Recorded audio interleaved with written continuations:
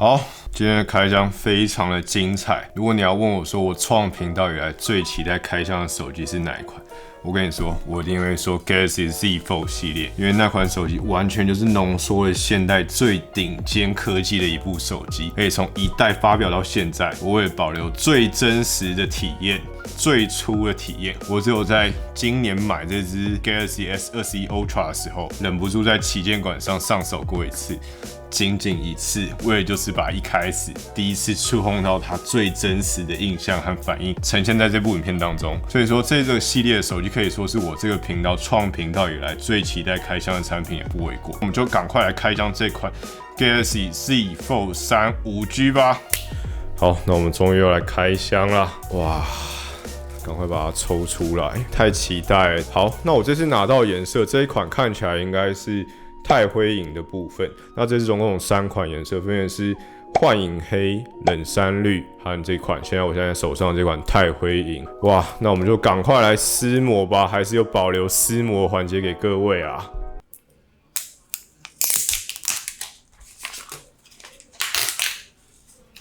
哇，真的是太漂亮了。那我就要来进行本频道第一次折叠手机的合上体验咯，合上去看看咯。哇，你有听到吗？那个合上的声音，你知道这是什么声音吗？这是科技碰撞的声音啊！哇，这整个手感非常的好就是它是蛮有阻尼感的，就是感觉很稳固。然后它在这个边缘的部分，其实它都有加了一点点的厚度在，所以你在合上的时候，它并不会直接碰撞到萤幕。然后那中间的部分也是会有点开口，不过整个的感觉哇！合上的手感，你真的是一定要去现场试试看，太爽了。然后整体的手机的重量会比较重一点，它总共来到重量是271克，但是我觉得这就是科技的重担啊，应该没有什么关系。毕竟我也是一路跟着三星从 S8、S10，然后到 S20、S21 Ultra， 哇，我的手的承重能力也是越来越强。就是说这一路上的手机我都克服了，加一点重量271克，我相信应该也是没有什么问题。它整个的握起来感觉，我觉得算蛮小。即使打开的话，它的感觉是很适合，就是它不会到太庞大的感觉。我觉得是你一手可以掌握得住。那它这个手机合着的时候，它是长158.2乘上宽67.1，然后乘上厚度是14.4毫米的尺寸。那当你把它打开的时候，哇！萤幕的大小就瞬间不一样，它是长158.2，乘上宽是128.1，然后再乘上它的厚度6.4毫米啊，所以说整个的感觉我觉得会是蛮单手可以掌握的。不过它的开合的话，应该是一定要双手会比较稳点，但是如果你想要单手合并的话，好像有点困难，可能这样吧。其实是可以的，就可能要适应一下，要学习一下。它整个握起来的感觉，厚度的话，就当然是有点像2只手机的厚度，但是因为它的宽度没有这么宽，所以我觉得感觉还蛮不错的。然后这款的话，它这个外面是有一个封面萤幕的，就是它外面是有个外萤幕。那外萤幕和后侧这个漂亮的机身背盖都是采取的康宁大猩猩 Victus 的玻璃去做保护，所以说它在抗刮和耐摔都有更好的保护性。这一个我记得在前一代的时候，背盖好像是只有使用到第6代吧，就不是第7代的 Victus 的玻璃。那这次他们也都做了升级。然后银色的部分的话，这个银色的话会稍微略沾一点指纹，就很像是我这个漂亮的 S21 Ultra， 感觉有点不一样。不过都是一些比较漂亮的东西，要比较好好的呵护它，就是它会有一点沾指纹，这点是还 OK， 还算可以接受。不过银色感觉其实整体来讲比我想象中的好很多我本来以为银色的感觉会比较没有这么的漂亮，它整个反光的时候会有点其他的颜色的感觉。我觉得整体来讲上手的感觉是比我在看人家开箱的影片的时候好上蛮多的。然后它这一次除了刚刚的 Victus 玻璃以外，它整个的机身都是采取的是 ARM 的铝合金结构机身，所以说整个的精品的感觉是蛮有。那它的重量也是有稍微比上一代减轻了一些，那更不用说它的耐用度已经在更加的上升。好，那我们就赶快来看它的转轴处吧。哇，转轴处直接印了一个 Samsung 的这个 logo。那它这个其实我觉得它旁边这个封的程度已经比我想象中的更密合一点。那整个开合的感觉就会像这样，哇，完全合起来的感觉，这样子，整个感觉非常的，我觉得很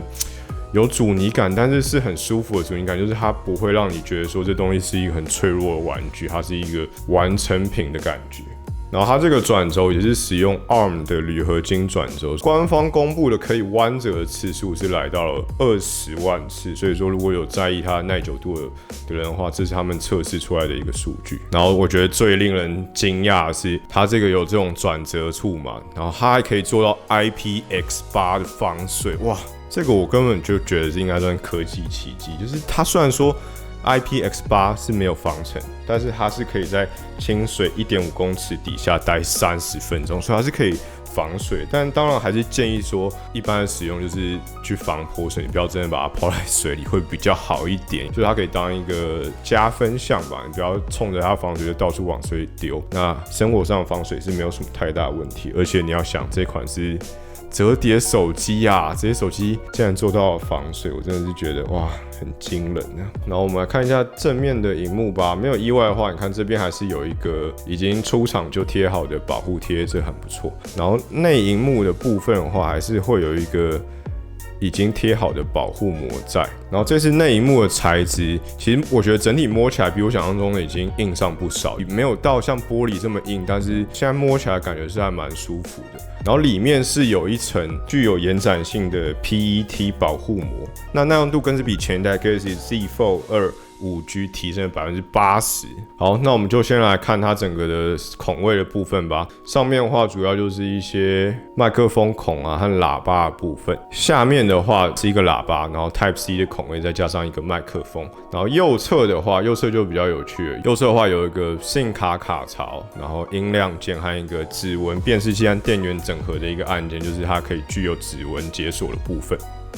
SIM 卡卡槽部分看起来是走一个是双 SIM 卡的设计，然后都是实体的卡片，还蛮不错的。然后整个的机身稳定性用到现在，即使是这样有点扭曲它，或者是甩动它，其实都算是一个很稳固的一个设计，就是可以感觉出他们在转轴处应该是下了蛮多的功夫。然后接着我们就要来到背后这3镜头的部分，那我们就先来讲一下整个的规格组成。那首先最上面那一颗的话是超广角镜头，它是1200万画素的超广角镜头，支援的是 f2.2 的光圈，有着123度的超广角。然后在中间的那一颗的话是1200万画素的主镜头，支援的是 f1.8 光圈，有着 OIS 光学防抖阵跟 Dual Pixel AF。然后最下面那一颗也是最后一颗是望远镜头，有着1200万像素，那支援的是2倍光学变焦，有着 f2.4 光圈跟 OIS 的光学防抖阵。那以及最下面这个就是闪光灯的部分，所以它的相机配置基本上就是长这样。哇，真的是太令人期待，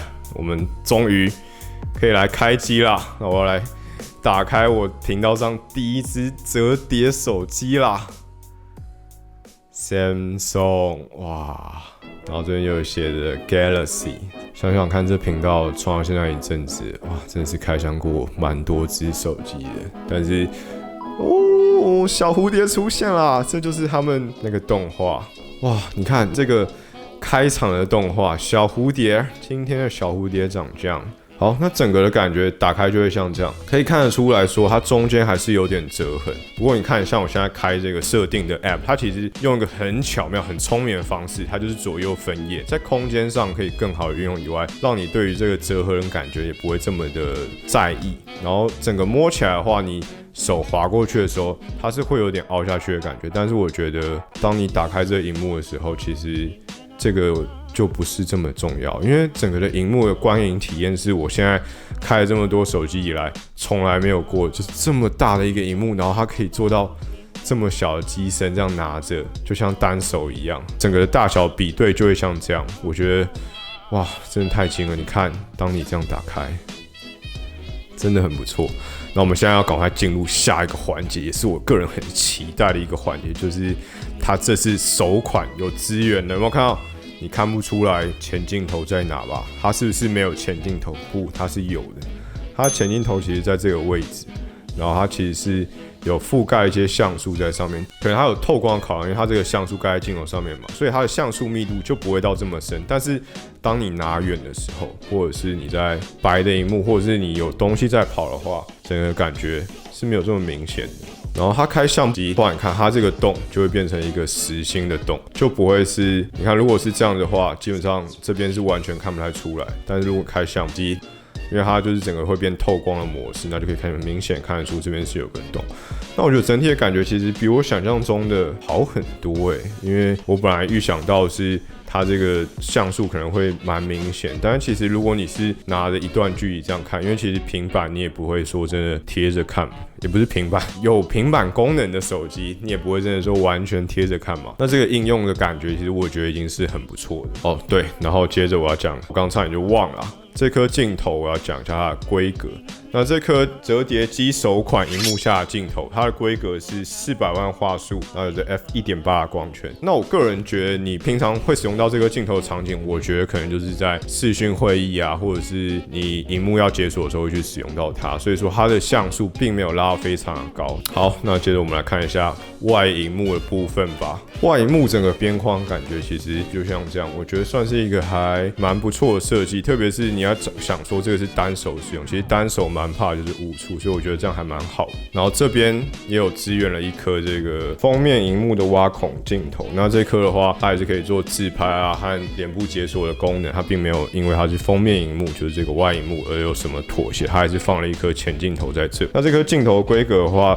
它是 f2.2 的光圈，然后有着1000万像素，所以说如果你想拿这颗镜头来自拍，感觉也是蛮 OK 的。那我们赶快来看一下整个用封面萤幕，也就是外萤幕看 YouTube 的样子大概是怎样吧。整个感觉就会像这样，封面的外萤幕看 YouTube 的感觉会比较细长一点。它的比例是24.5:9，这是一块6.2寸的 Dynamic AMOLED 2X 的萤幕，然后它有支援了60到120赫兹的动态显示。就是外萤幕、封面萤幕终于支援了120赫兹，这点真的很不错。然后使用的也是康宁大猩猩的 Victus 玻璃，所以说是一块比较耐刮，然后也比较不会易碎的萤幕，很不错。然后它的萤幕的亮度峰值是来到1500 nits， 那通常折叠手机这样看一定不过瘾。当你这样做的时候，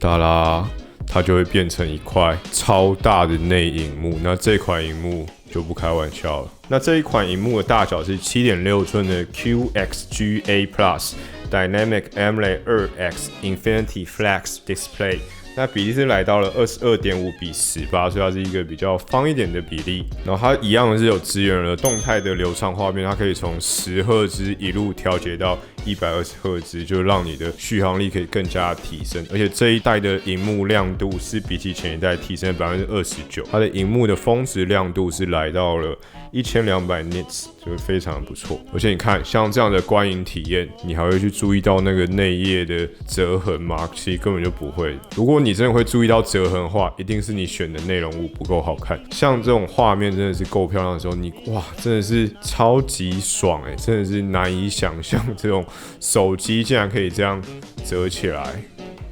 然后你打开，就是一款这么大的萤幕的手机，非常的惊人啊！而且你要想想看，假如你真的在外面走动，你走到那个便利商店，然后你跟他讲说，扫 QR code， 然后就把你的手机打开，给他这样扫你的行动支付，我靠，超大的条码，我觉得店员一定被你吓死，真的是超爽整个炫耀到不行，应该那时候是不会有人注意到中间的折痕的部分。然后接着我们来看一下它整个内萤幕滑起来的感觉是怎样。它这次其实在蛮多应用，像是这边你看它就是有更有效的做了很多 App 的优化，像是日历的部分啊，然后以及如果像我们刚刚一开始有看到那个设定的部分就是它会利用这种左右分隔，你就不用在那边点选，你这样子就可以做每一页的切换，我觉得这是一个非常不错而且聪明的一个设计。然后多工处理的话，他们这个萤幕也是非常适合，就是你可以直接拖一个你想要的 App 出来，然后就可以像这样开一个双萤幕，然后你也可以再继续开，开这个好了。它就会变成一个像弹跳视窗的感觉，还可以再开吗？哇，还可以再开，而且你还可以把原本的换掉。那如果你有习惯的话，像是这边它有预设好，这个是 YouTube 加上浏览器的这部分，你打开关掉，哇，真的很有趣，有视窗的感觉。你打开左边就是播放 YouTube， 然后右边就是浏览器的部分。那假设你真的在逛东西，好，你看到好放 have。你看到我有像是我有 Facebook， 我有 Instagram， 你想要再开一个 Instagram， 你可以直接在这边在其他视窗中开启，它就在左边开一个 Instagram， 所以你就可以 follow 我的 Instagram， 这边有这个追踪，你可以把它给它按下去，你就可以做一个多工的处理。那最后我们来讲一下它整个手机的规格吧。哇，真的是一只处处都很惊奇，处处讲不完惊奇之处的手机啊。好，然后这款手机的规格的话，它的 CPU 使用的是高通的 S888。那大家听到 S888 可能就会担心发热的部分。那之后我会拍部使用几天之后的新的，那我也会测一下发热的状况。然后它有支援 5G 以及 WiFi 6E， 支援了双 Narrow SIM 卡。然后机体的部分的话，使用的是 12GB， 储存空间有的 256GB 和 512GB 两种选择。那电池容量的部分是4400毫安时，那支援了闪电快充25瓦及无线闪充10瓦和无线电力分享4.5瓦。哇，这些手机也可以支援无线电力分享，真的是没有无线电力分享的要检讨一下。然后它支援了脸部解锁和指纹辨识，所以说它的规格大概就是这样。那这一款还有一个很厉害的地方，不过有点可惜的是我这次没有拿到，就是它是首款支援了 S Pen 的折叠手机。哇，没有想到吧？支援 S Pen， 我记得去年还很多 YouTuber 在讲说，因为它萤幕可能比较软啊，那大家都会担心说可能会刮花萤幕什么的，但是三星又突破了自己，这是第一款支援 S Pen 的手机。不过比较可惜的是，我这边因为想要赶快拿到这只手机，我并没有等到 S Pen 的到来，那我就先拍这部影片。如果想看的话，也可以底下留言跟我讲一下。好，然后最后就是相机拍照的部分，我们就按照往例来做个相机拍照测试吧。哇，这个萤幕真的太巨大了。那我们先从一般的主镜头拍起吧。它总共最多是支援到10倍的数位变焦，然后2倍是光学变焦。不过我们就先从主镜头拍起，拍起的感觉会像这样。然后第二张我们来走一个近距离一点的，然后再来走个广角。广角的话就像这样，很有趣吧？然后这一次它也有一个很好玩的模式，就是你折起来的时候，你可以预览你的相片，然后用下面这个当做有点像触控板的感觉，你就可以像这样有点像小笔电感觉 demo 你的相簿，你可以更换你的相片啊，或者是做放大和缩小。好，然后接着我们就来测测看这一颗自拍镜头，所以我们先换个地方吧。好，然后接着因为我们要来测试自拍，所以我们先切回到这个场景底下。那首先我们要来测试的就是这个封面萤幕的挖孔前镜头，那整个的感觉拍起来的感觉就会像这样。然后再来，它很厉害的是，它可以点选右上角这个有没有自拍，它就会让你使用它的后置相机去做自拍。那这时候你就可以把它打开。这样，它就是用这个萤幕去预览。那这边的话，整个的萤幕的感觉就会像这样，那你就可以做一个自拍的动作，而且是使用后面的主镜头，整个的画素感觉应该会比刚刚好上不少。再来，我们要使用就是它里面的萤幕下镜头，也就是上面的这一款，有没有看到这款萤幕下镜头来做一个自拍的感觉？哇，这个萤幕真的是超级大好，然后这就是它萤幕下自拍镜头感觉，然后还没结束，你还可以甚至是像这样子把它整个折起来，那就可以在桌上做一个自拍，然后角度都可以再额外调整，并且可以在下方这边有没有看到，它是有一个预览的模式，你可以看一下前面的照片的感觉是怎样。那这边的话比较有趣的是，它可以做这样子的角度的调整，所以你可以这样拍一张角度的自拍，那你点一下的话，它就会进入这个相片的浏览模式。好了，那大概就是整个一系列所有镜头自拍感觉的测试。那我个人觉得它的哇，你看很大，这个萤幕惊人的吧？然后当你在人家面前这样，哇，真的是太爽了。那我个人觉得它的首款萤幕下镜头，因为可能为了要光线更透亮的感觉，所以它的像素密度没有到这么密，但是整个拍起来感觉我觉得还算是可以接受。毕竟如果你真的想要好点拍摄的话，你可以用这样子后置镜头的方式去拍摄，这个的画面一定是最好看。好啦，那看到这里，我相信大家应该都已经蠢蠢欲动，非常想要来赶快玩玩看这款手机。那三星这次也很猛，它也是有推出了一个免费的试用计划，而且更是超过上一次 Galaxy S20 Ultra 那一次。这一次除了你可以直接租借到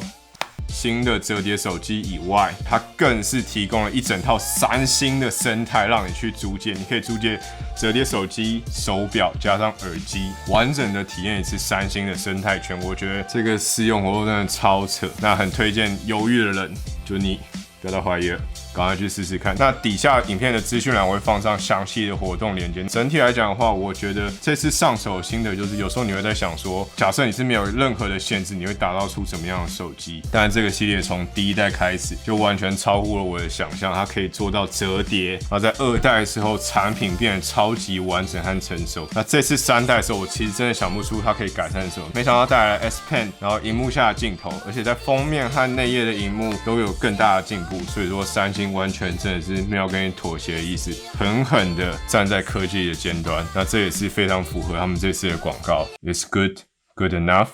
你的好够好吗？好啦，那这差不多就是今天的开箱影片。哇，拍的真的是蛮爽的，也不知道剪起来会不会太长。这部影片过后的几天，我也会试用这款手机一阵子之后，再跟大家报告说整个用起来感觉是怎样。所以说，有兴趣的你，千万不要忘记开着小铃铛。好，那如果你喜欢今天的影片的话，记得帮我点一个喜欢，也记得在底下留言告诉我你最喜欢这款手机的哪一个地方。那我们就下一部影片再见啦，悄悄，拜拜。